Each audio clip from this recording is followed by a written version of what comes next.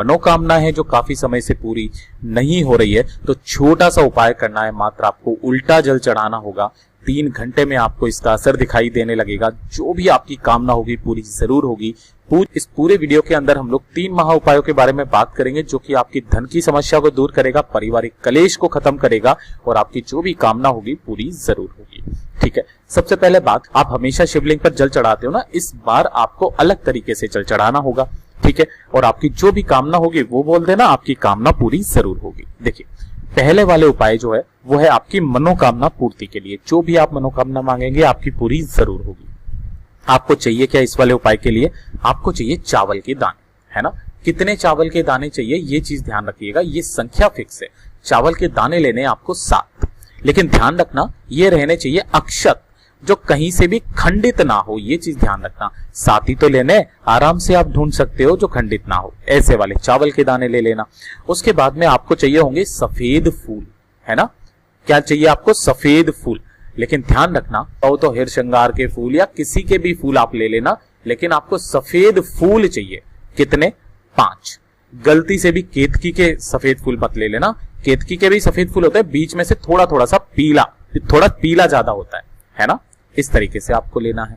तो आपने 5 सफेद फूल ले लिए, 7 चावल के दाने ले लिए। इसके बाद में आपको जो सबसे महत्वपूर्ण चीज चाहिए वो चाहिए दुर्वा। आपको दुर्वा कितनी चाहिए? 3, है ना। लेकिन किस तरीके की? आपको लंबी दुर्वा चाहिए जिसके अंदर 3 गांठें हो, है ना। अब वो 3 गांठें भैया कैसे देखे? देखो ध्यान से, यहां पर अगर आप गांठें देखोगे ना, तो एक गांठ यहां पर है, एक गांठ यहां पर है, एक गांठ यहां पर है। इस तरीके से आपको अपने आप ही 3 गांठें नजर आएगी दुर्वा में, है ना। तो आपको 3 गांठों वाली 3 दुर्वा चाहिए। 3 गांठों वाली 3 दुर्वा आपको चाहिए, ये ध्यान रखना। गुरुदेव ने जैसा बताया वैसा ही बता रहा हूं, ठीक है। अब आपको करना क्या होगा? एक लोटा लेना तांबे का, और इस लोटे के अंदर आपको ये सारी सामग्री डाल देनी है। सबसे पहले क्या डालोगे? चावल, ठीक है। उसके बाद में आप डालोगे सफेद फूल, ठीक है ना। और उसके बाद में आप डालोगे क्या? दुर्वा। इन सभी सामग्री को डाल करके बाकी का जो लोटा है अपने घर के शुद्ध जल से भर लेना, है ना। और इस लोटे को लेकर के पहुंच जाना कहां पर? महादेव जी के मंदिर शिवलिंग के पास। इस वाले उपाय को करने का कोई खास दिन नहीं बताया, लेकिन हफ्ते में एक दिन जरूर करना। बहुत ही अचूक उपाय है, आपकी सारी मनोकामनाएं विश पूरी जरूर होगी। आपको ज्यादा से ज्यादा 3 से 4 बार ये उपाय करना होगा, आपकी कामना पूरी जरूर हो जाएगी। ध्यान से सुनना, आपको उत्तर दिशा यानी कि नॉर्थ डायरेक्शन की तरफ मुंह करके खड़ा हो जाना है। अब उल्टा जल चढ़ाने का क्या विधान है वो ध्यान से सुनना। जैसे कि मान लीजिए आप इधर की तरफ में खड़े हुए हो, है ना।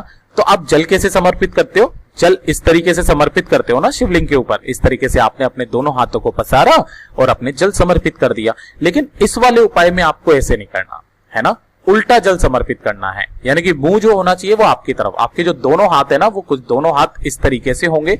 लोटे को आप पकड़ोगे इस तरीके से, है ना, और ऐसे करके आपको जल समर्पित करना है। और आपका जो मुख है ना वो इधर की तरफ है। ध्यान से देखो, लोटे का जो मुख है वो आपकी तरफ होना चाहिए, ठीक है ना।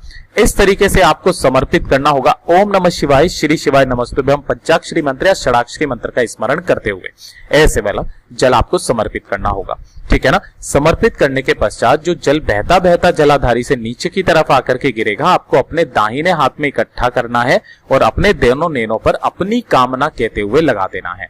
2 मिनट यहां पर बैठना है। 2 मिनट बैठ करके अपना नाम और गोत्र बोल करके अपनी कामना कह देनी है। और कामना कह देने के बाद आपको ओम नमः शिवाय, श्री शिवाय नमस्तुभ्यम का स्मरण करना है और वापस अपने घर की तरफ चले आ जाना है।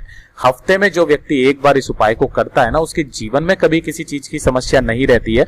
वो जो भी महादेव से मांगता है वो पूरा जरूर होता है, ठीक है ना। ये तो हो गया पहला उपाय। अब बात करते हैं दूसरे वाले उपाय की तरफ। देखिए दूसरा वाला उपाय, अगर आपके परिवार में बहुत ज्यादा दुख है ना, तकलीफ है, लोग बाग शांति नहीं रहते हैं, काफी सारी परेशानियां हैं, या फिर बीमारी हो जाती है, या परिवार में कुछ ना कुछ प्रॉब्लम जो है वो हमेशा लगी हुई रहती है, तो ये वाला उपाय करना स्टार्ट कर दीजिए, है ना। कोई खास दिन फिक्स नहीं बताया है, हफ्ते में एक बार इस वाले उपाय को जरूर करना।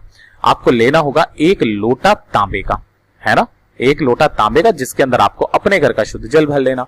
और इसी के अंदर आपको डालने होंगे 2 चावल के दाने, खड़े चावल के दाने, मतलब कि अक्षत, है ना, चावल के दाने अक्षत। इस वाले उपाय में चाहिए केवल 2।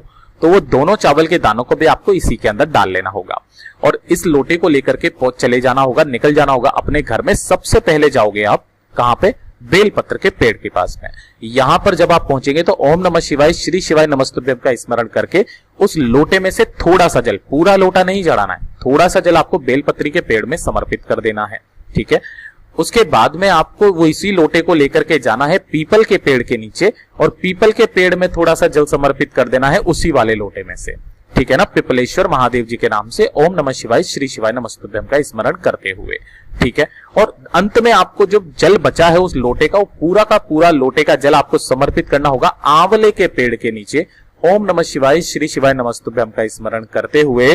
और अगर ध्यान रखना, गुरुदेव ने इसके लिए भी बताया, पीपल का पेड़ और बेलपत्री के पेड़ के नीचे तो आपको जल समर्पित करना ही है।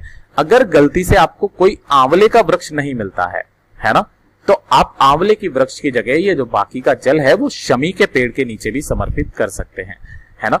जो व्यक्ति हफ्ते में एक बार इस उपाय को करता है, जिस परिवार का व्यक्ति अब हफ्ते में एक बार इस उपाय को करता है, उस परिवार में कभी भी बीमारी, दुख, तकलीफ नहीं आ सकती। आपके परिवार की सारी प्रॉब्लम हमेशा खत्म हो जाती है। और कहा जाता है कि इन पेड़ों के नीचे आपके पितृ देवता भी विराजमान होते हैं, वो आपसे खुश होते हैं, आपके परिवार की हमेशा रक्षा करते हैं। अब बात करते हैं तीसरे वाले उपाय की तरफ। ठीक है, तीसरा वाला उपाय, तो अगर आपके जीवन में धन की समस्या है या फिर आपके कर्जा बहुत ज्यादा बढ़ गया, लोन वगैरह ज्यादा हो रहा है, काफी ज्यादा समस्याएं चल रही है ना, तो ये वाली गलती भूल करके भी आप अपने घर पे मत करना। देखिए, आप हमेशा सदैव पूजा अर्चना तो करते ही हैं, और वो जो उपाय है ना वो है इस सिलबट्टे का।